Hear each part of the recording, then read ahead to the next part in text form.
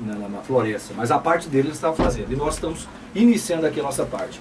Doutor Johnny, é bom deixar claro o seguinte, aqui nós podemos ter, um pode discordar do outro, não tem problema nenhum, o ouvinte pode fazer pergunta, eu acho que nós somos bem maduros, crescidos, vamos dizer assim, para um questionar o outro com certeza.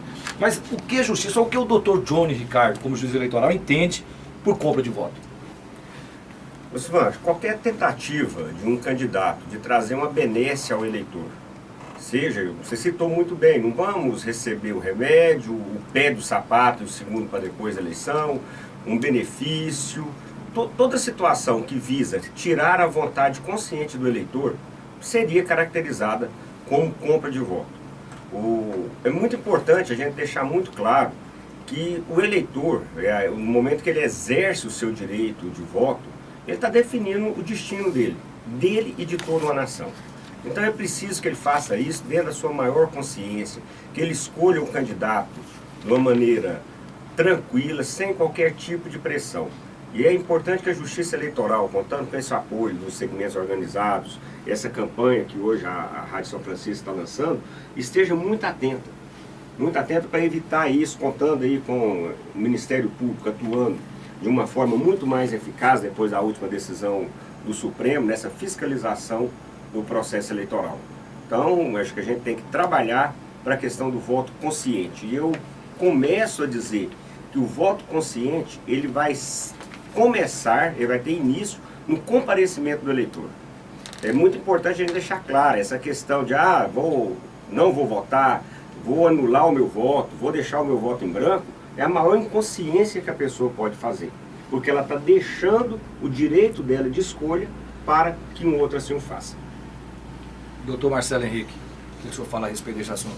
Bom, eu primeiro só quero deixar claro que nós não estamos aqui para estabelecer um debate. Eu tenho que falar isso em defesa própria, porque seria impossível debater com o Dr. Carlos Alberto, Dr. Johnny Ricardo, especialistas, né, em diversas áreas, dentre elas em direito eleitoral. Mas o Dr. Johnny foi extremamente feliz ao colocar como primeiro ponto fundamental a participação livre e consciente do eleitor. O papel da Justiça Eleitoral, do Ministério Público Eleitoral e também das entidades representativas, né? E a gente, quando fala em movimentos sociais hoje no Brasil, na horizontalidade que os movimentos sociais, do ponto de vista da democracia, apresentam, e aí a gente precisa entender que nós temos uma participação democrática que tem sido exercida ao longo das décadas, né, no Brasil, mesmo nos alvores democráticos, de maneira verticalizada, ou seja, do Estado para a sociedade, do Estado para os cidadãos.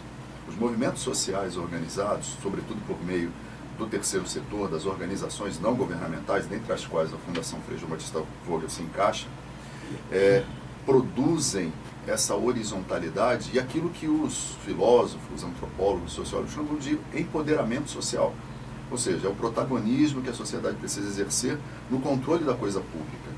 Então, quando essa iniciativa, voltamos a dizer, né, ela é muito bem-vinda, ela é de extrema relevância, isso só é possível quando, como muito bem colocou o Dr. Jones, se o cidadão ele vai às urnas, ele escolhe antecedentemente bem o seu candidato e vai lá para exercer o seu direito, obrigação, né? A gente precisa também colocar isso, né? Um direito e obrigação. No Brasil isso é uma coisa muito questionável ainda, mas o nosso nível de educação ainda também é muito questionável, está muito abaixo de uma realidade ideal, mas é muito importante. E para isso, né, voltando a ratificar as palavras do Dr. Johnny, nós precisamos que o nosso eleitor tenha tranquilidade para votar. E como é que a gente vai produzir essa tranquilidade? Por meio dos mecanismos de fiscalização. Alguns dos dispositivos da lei do Código Eleitoral, da Lei 9.504, que tornou-se, de 97, que tornou-se a base de toda a legislação, ela estabelece aquilo que a gente chama de condutas ilícitas em campanhas eleitorais. Por exemplo, o artigo 50, que o candidato não pode fazer, o que é proibido ao agente público? Ele não pode ceder ou usar em benefício de partido político bens móveis ou imóveis pertencentes à administração direta e indireta, às suas autarquias. Ele não pode usar materiais, serviços custeados pelos governos em benefício desse seu desejo de ser alçado a uma condição de representante público. E aí nós, do Ministério Público Eleitoral, da Justiça Eleitoral, temos que agir de maneira bastante incisiva para evitar isso. Doutor Carlos, o doutor John disse agora uma coisa interessante, isso acontecia muito. Vou te dar o pé esquerdo aqui da botina, assim que acabar a eleição, foi eleito, você vem em busca de direito. Isso aí é claro que é compra de votos. Mas será que isso acontece nos dias de hoje ainda, doutor Carlos? Não dessa forma, né, mas acontece algo parecido? Não dessa forma, mas acontece e acontece muito. Recentemente mesmo teve um julgamento aí no Tribunal Regional Eleitoral em que um determinado candidato fez uma reunião e nessa reunião distribuiu a todos aqueles ali alimentação farta, alguns presentinhos.